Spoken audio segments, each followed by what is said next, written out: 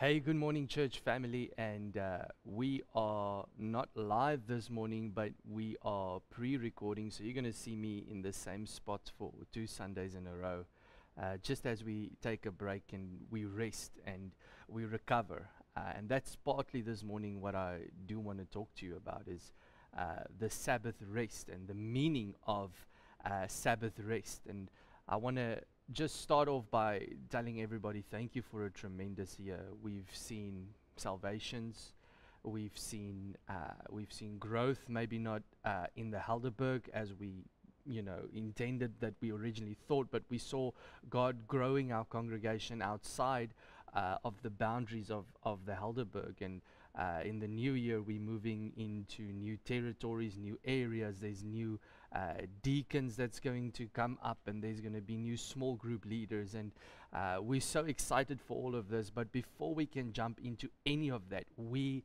need to rest.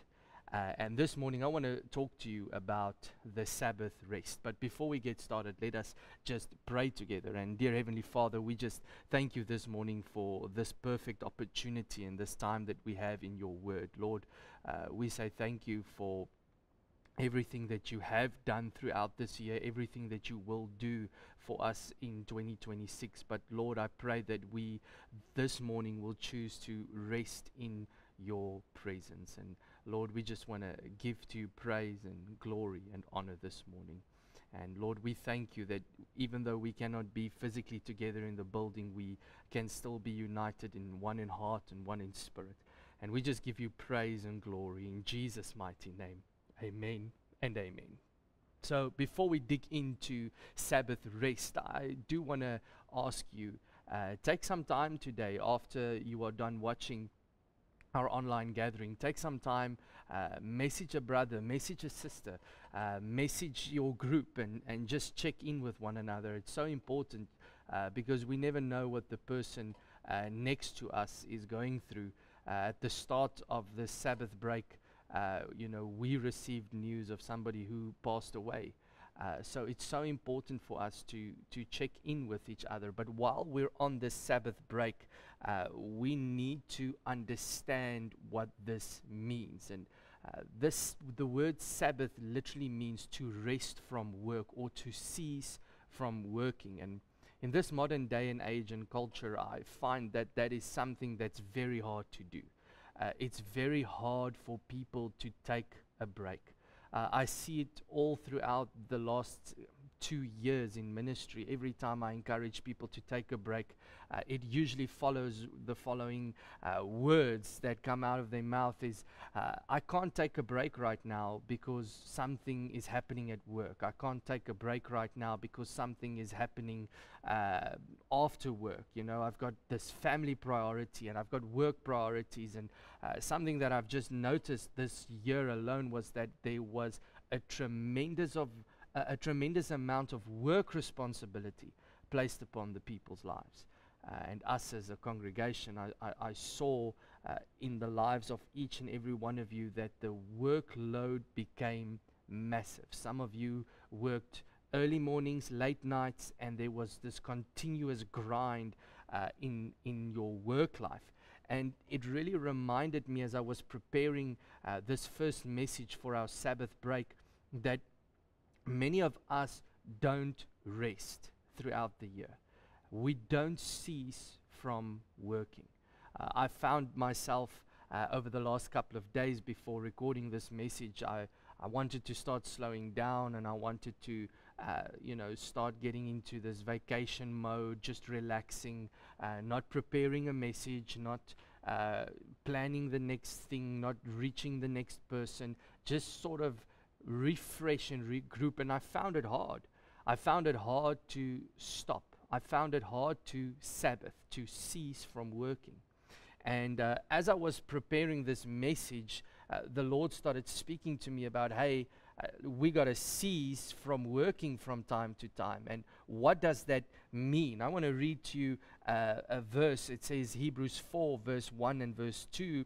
It says, therefore, since the promise of entering his rest still stands. Now, one thing we need to know about entering his rest, he's specifically referring to salvation here, but also continuously resting in the presence of God. So while this promise still stands, let us be careful that none of you may be found to have fallen short of it. For we also have had the good news proclaimed to us, just as they did. But the message they heard was of no value to them, because they did not share the faith of those who obeyed. They did not put their trust in God.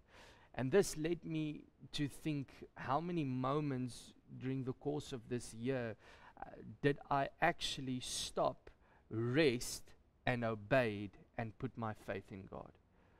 How many times did I just run with my own idea, or did I just do something because I thought it was the best thing to do in the moment of time? But did I actually stop and say, God, what do you want to do in this moment? And I think the reality for all of us is we've had too many moments this year where we did not cease and stop working to refresh, regroup, and get into what God is busy with. And in our culture and our time, and this is the first point I want to leave with you, is that we should learn to rest.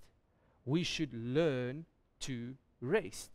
Because so many of us, we are working back in January, and the next opportunity we'll have for rest is either if we are sick, if we take a day or two, or, you know, when December comes by and the businesses close and we're done for the year and there's nothing happening, so now I can rest because I don't have work to do. But that's not what God intended for us. God never intended for this grind that many of you are in.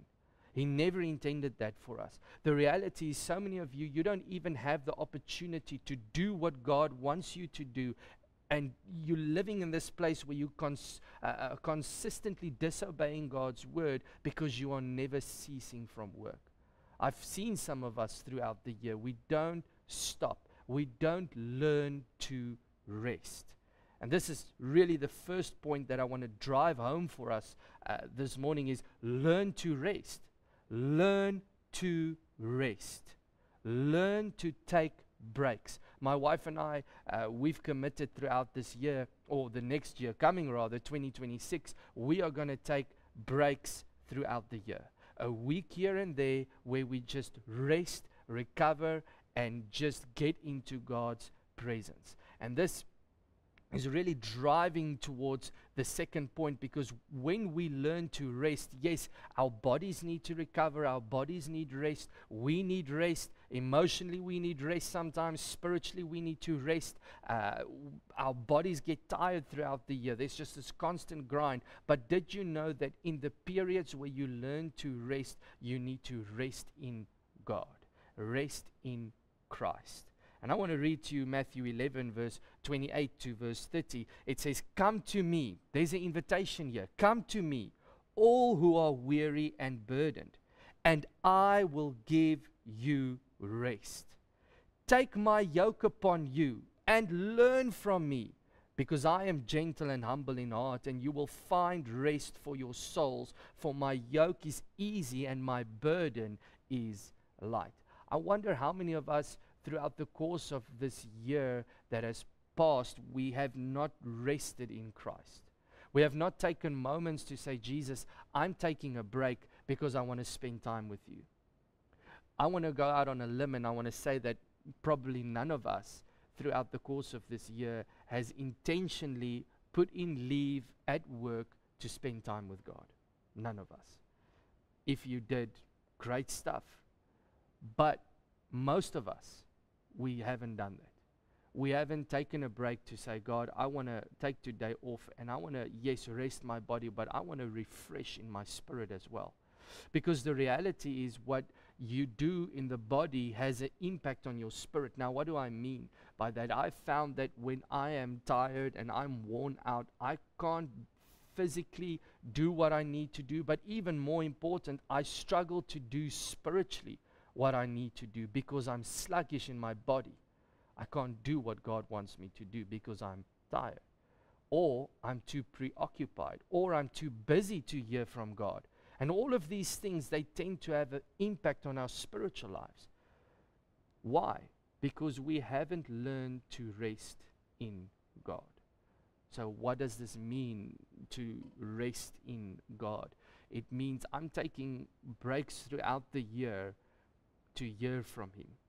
I'm taking breaks throughout the year to study God's Word. I'm taking breaks throughout the year to fast. Yes, that means I'm putting in my leave request, and my day is not planned to catch up on watching series. It's not planning to catch up on washing. I'm not planning a special meal or a special this.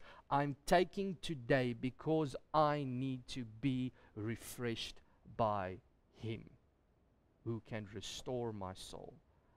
And some of us, we are Matthew 11 as this year draws to a close, and most of us are already on break, and some of us needed to put in leave for this break.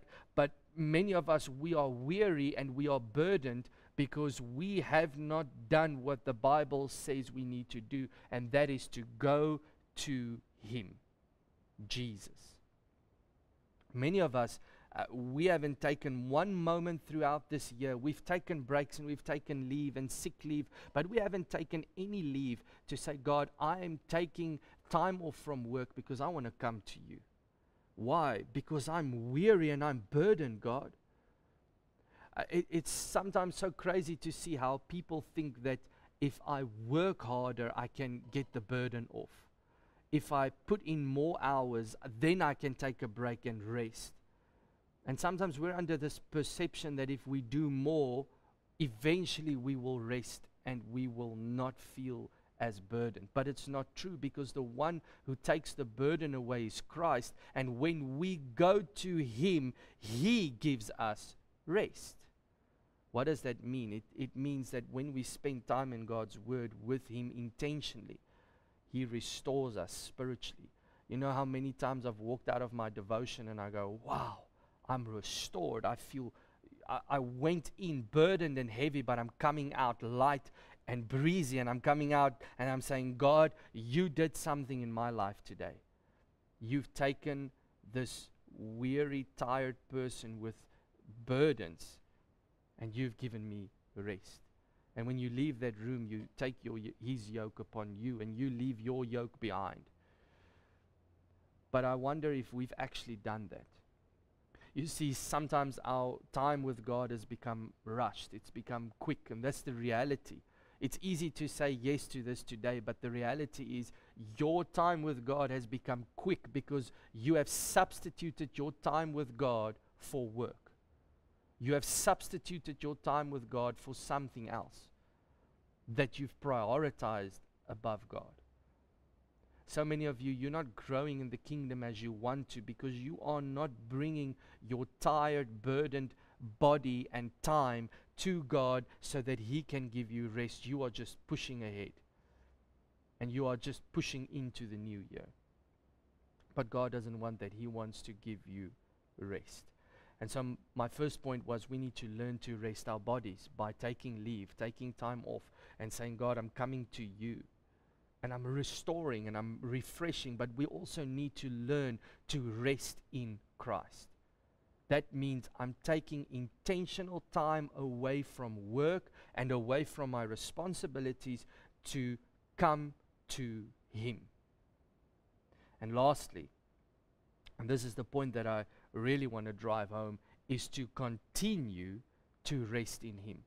You know, my wife and I, we were driving to the beach the other day, and as we were driving down there, my wife asked me a question. She said, you know, what do we want to achieve in 2026? What is our goals? You know, what do we want to, not just in the life of the church, but in our family? What do we want to do? Where are we going in 2026? What are we writing down on a piece of paper that we can say, God, we are praying about this, and if it's your will, then let this be done in the new year. God, what are you doing?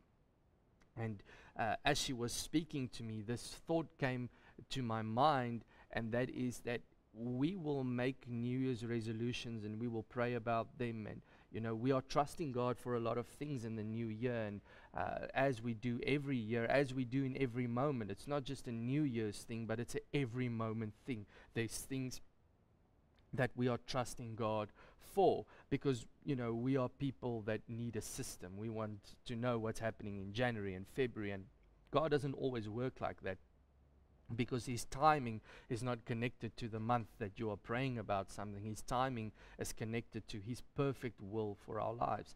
And I said to my wife in the car, I'm not sure yet what we want to do in the new year, but there's something that's very interesting, is that we're going to make many people are going to make New Year's resolutions, but when March comes and February comes and it becomes busy again, and life goes on, and all of a sudden there's this new responsibility at work, or there's something we need to do, then what do?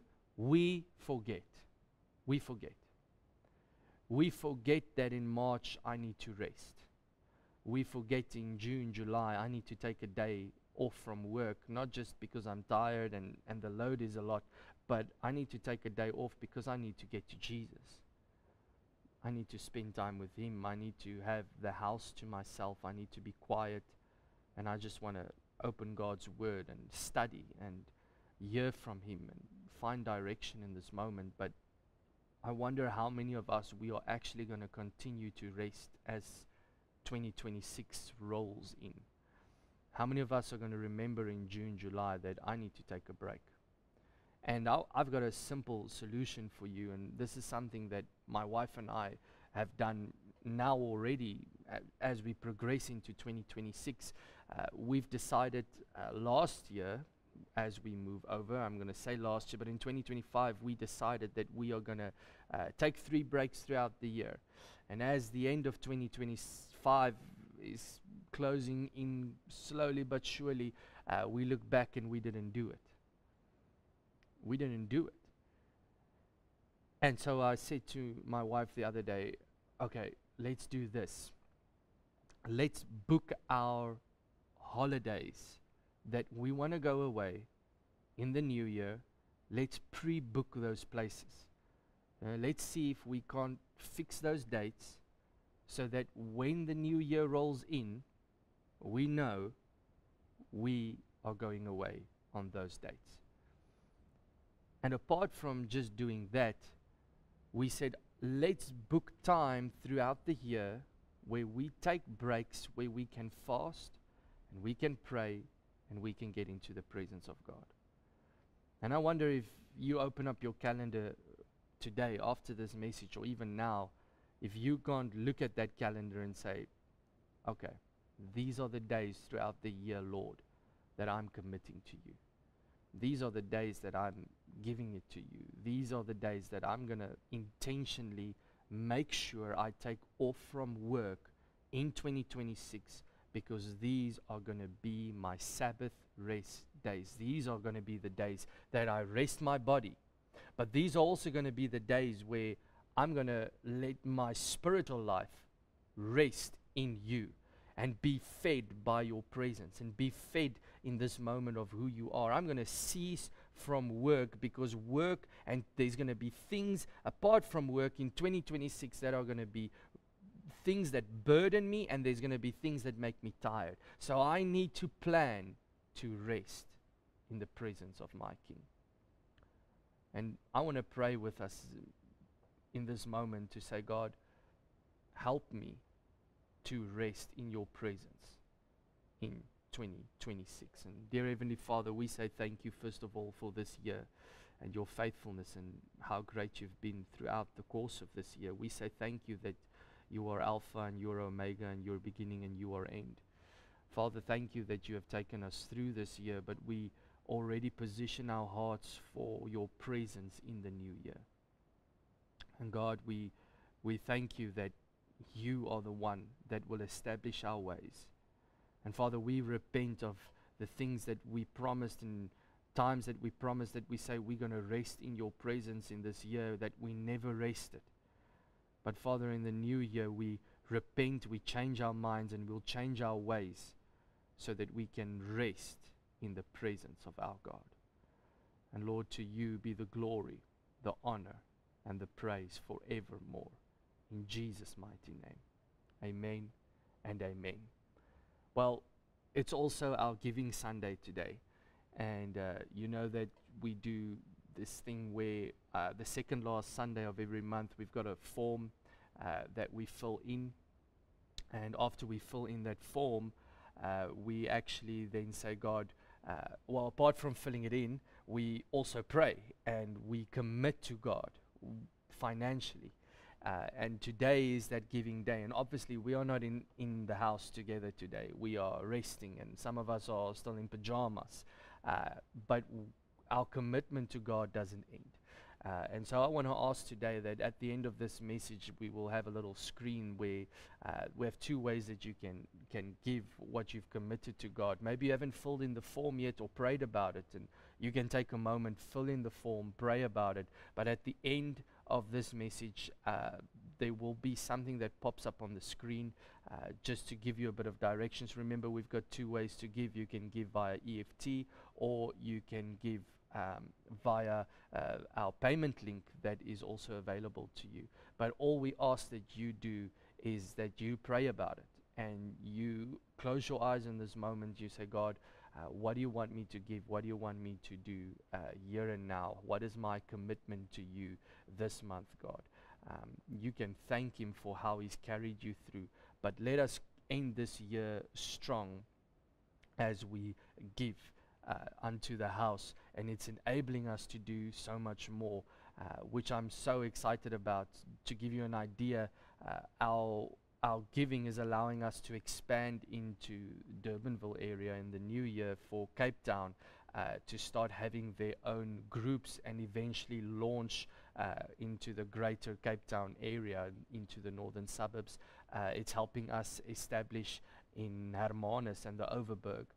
It's also helping us expand in the house through providing continuous equipping and training and bringing up new small group leaders that can lead communities and lead people closer to Christ. It's helping us grow into the greater vision that God has given us through his biblical blueprint for the fivefold ministry and for deaconship, and to do everything that we need to do. It's not a me thing, it's not a you thing, it's an us thing. We do this together. And we just want to say thank you as well for each and every person who has faithfully given to the house throughout the year. It doesn't matter the amount. We just want to say thank you, because you help us make it possible for this house to continue to advance the kingdom of God. May you have a blessed Sabbath rest. May you take a moment right now and say, God, I'm going to learn to rest. God, I want to rest throughout the year, but I'm going to plan to rest as well. We will see you next week, Sunday online again, as we close off with our last Sabbath rest message before we gather again to worship God, and we're going to have an amazing time in his presence.